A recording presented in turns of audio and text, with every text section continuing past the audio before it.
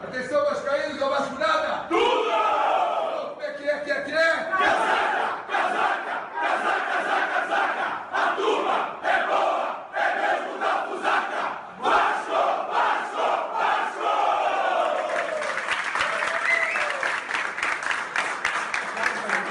Olá, vascaíno, olá, vascaína. Seja mais uma vez muito bem-vindo aqui ao canal do Vascão Eterno. Pessoal, eu não fiz pós-jogo daquele fatídico Nova Iguaçu 1, Vasco 0. Por que eu não fiz? Cabeça quente, primeiro ponto, né? Todo mundo viu o que aconteceu. A verdade é essa. Quem é vascaíno, que acompanha, viu, já ouviu. Teve gente bastante gabaritada, algumas pessoas falaram exatamente o que eu pretendia falar, mas eu vou fazer apenas um resumo do que aconteceu.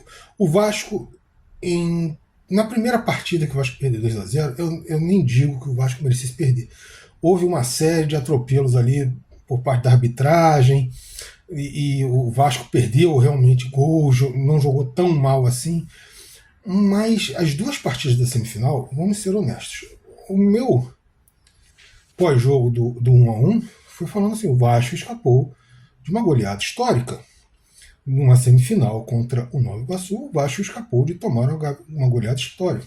Conseguiu o empate no abafa, porque a verdade é que as poucas chances que o Vasco criou no jogo foram jogadas de abafa, não foi nada trabalhado, nada criado, foram simplesmente aquelas bolas jogadas na área, ou chutão, ou algum erro da defesa do Nova Iguaçu. O Vasco mesmo não criou as oportunidades, foram coisas meio fortuitas, meio do abafa, né? E o segundo jogo tomou o gol, não conseguiu empatar dessa vez, muito menos a virada que o levaria à final, e foi um jogo que ele jogou ainda pior do que no empate de 1-1. Nesse jogo, tudo bem que o Nova Iguaçu também não merecia uma goleada, mas o Nova Iguaçu jogou muito mais do que o Vasco. A verdade é esta: o Vasco foi dominado sem bola, porque o Vasco teve mais posse de bola, mas o Vasco foi dominado pelo Nova Iguaçu sem bola. E apesar de ter sido 1-0 e o Nova Iguaçu ter tido poucas oportunidades, quem merecia realmente uma vitória seria o Nova Iguaçu, porque as melhores oportunidades foram do Nova Iguaçu. O Vasco só chegou a encurralar mesmo o Nova Iguaçu ali nos 15 minutos finais, 20 talvez, no abafa novamente. E além desse resultado bastante ruim, né, que todo mundo está dizendo que é vergonhoso, eu não acho que é um resultado, eu não acho vergonhoso o resultado em si. O Botafogo já perdeu Copa do Brasil para equipes pequenas ou muito menores do que o próprio Botafogo, o Flamengo idem, o Corinthians já perdeu também. Então, assim, essas coisas acontecem no futebol. E até por isso talvez seja o esporte mais apaixonante do mundo, porque o imponderável acontece no futebol. 3 vezes seguidas é complicado de acontecer o imponderável, mas aconteceu. Agora, a forma como o Vasco se apresentou acendeu um sinal de alerta. Tem alguma coisa errada. Alguns jornalistas, alguns canais já vinham comentando que tinha alguns curtos-circuitos dentro do vestiário, dentro da organização, da diretoria. E nessa última semana o caldo entornou. O jornalista, o Lucas Pedrosa, teve um contato lá, ele já tinha falado também, mas sem citar fontes, sem vazar nada, mas ele já tinha falado que existia um curto-circuito muito grande da própria diretoria e da comissão técnica para com o nosso diretor de futebol lá, o Alexandre Matos. Pois é, aí ele teve um contato do Alexandre Matos com o Pedrosa, e o próprio Alexandre Matos ele vazou lá essas informações, esse contato, dando a entender que teria sido o Pedrosa que vazou, e isso gerou um grande transtorno. Ele acabou sendo demitido no dia seguinte ao vazamento, e já tinha sido o funcionário lá que ele levou para o Vasco, o responsável pela performance do atleta, análise de performance, já tinha sido demitido, e outros funcionários da equipe dele que ele tinha levado também foram demitidos. Quem ia ficar o Rodrigo Pelaip, mas o próprio Rodrigo Pelaip disse que assim, ele tinha sido levado pelo Alexandre Matos e não tinha condição dele permanecer, porque ficaria sempre um pé atrás, ainda que ele tivesse um bom relacionamento com os outros, diferente daquele pessoal que foi demitido. Então ele acabou saindo também. Então todo mundo chegou com o Alexandre Matos e saiu. Dizem que agora a paz voltou a Colina. Gente, vamos ser sinceros. Jogador, quando quer derrubar alguém, derruba. Técnico também. Mas eu não acredito que foi só isso. Assim, a forma como o Vasco se apresentou contra o Nova Iguaçu nos 2 jogos de semifinal foi uma forma muito aquém da capacidade dessa equipe. É verdade, nós perdemos uma peça fundamental. O Jair era importante, mas o fundamental ali era o Paulinho, que é já quase com todo campista, né? Ele está na lateral, ele está no meio, ele vai no ataque, ele volta, ele cobra, ele corre, ele carrega a bola, ele passa. Então, esses dois perdemos e não veio nenhuma substituição à altura. O próprio Sforza chegou como 5, não é 5. Nitidamente ele não se sente confortável como um primeiro volante, ele é muito mais um segundo volante. Então você tem uma carência no meio campo. Mas um elenco que nos 2 últimos anos teve mais de 200 milhões de reais investido nesse elenco, você não pode ter 2 apresentações tão patéticas como essas 2 que nós tivemos contra o Nova Iguaçu. Nitidamente há erros do próprio Ramon Dias, que já foram apontados. Também temos erros de vários atletas, além de erros do Alexandre Matos, que não trouxe ninguém para cobrir as carências da equipe. Quando acabou o Campeonato Brasileiro do ano passado, era quase que unanimidade. O Vasco precisa de um ponta, né, um jogador de lado de campo, rápido, realmente rápido e que recomponha. O Vasco precisa de um cabeça de área, aquele primeiro volante, para o lugar do Zé Gabriel. O Zé Gabriel seria um ótimo reserva, ou talvez até adiantasse um pouquinho mais o Zé Gabriel para ser um segundo volante. O Vasco precisava de um zagueiro para poder liberar mais os laterais.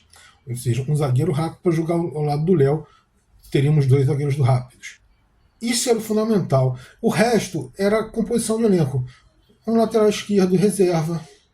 Afinal de contas, na lateral direita, você mais ou menos tinha certo ali, porque você tinha o Paulo Henrique, que estava em ótima fase, e o reserva dele era o Puma.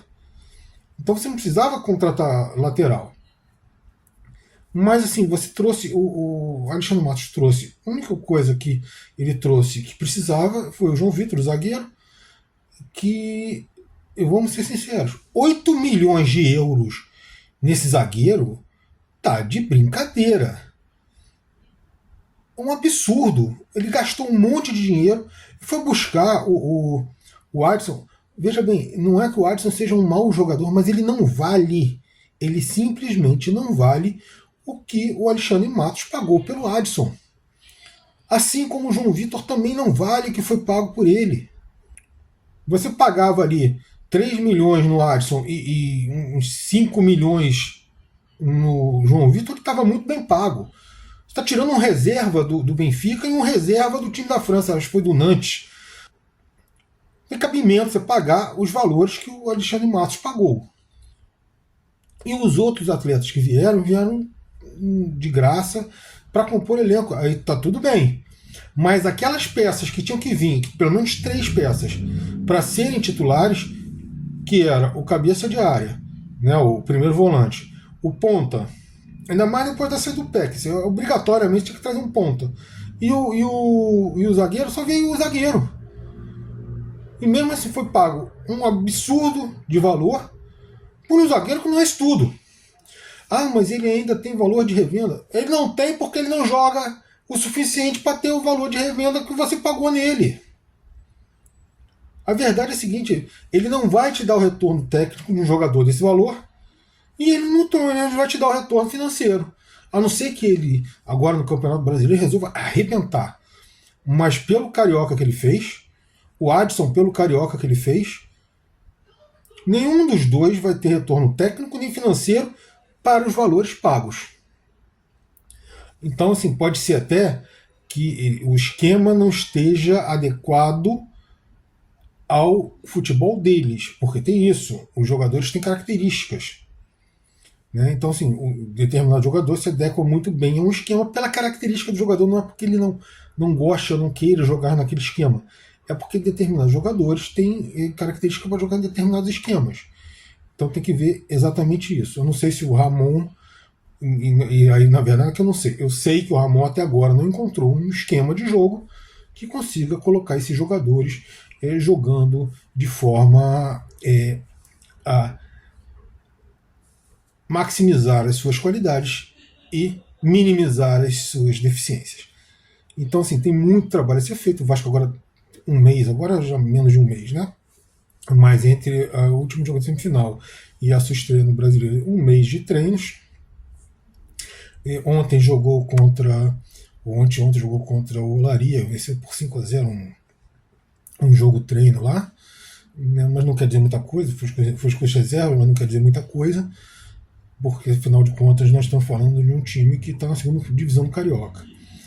Então o Vasco tem muita coisa para melhorar, o Ramon Dias tem um trabalho muito duro para fazer, porque se jogar do jeito que jogou esses dois jogos contra o Nova Iguaçu, e veja bem, não são só esses dois jogos, o Vasco esse ano jogou mais ou menos contra o Flamengo, jogou bem contra o Fluminense, inclusive era para ter vencido o jogo, e jogou bem contra o Botafogo e a Portuguesa. Foram 3 jogos e mais ou menos contra o Flamengo.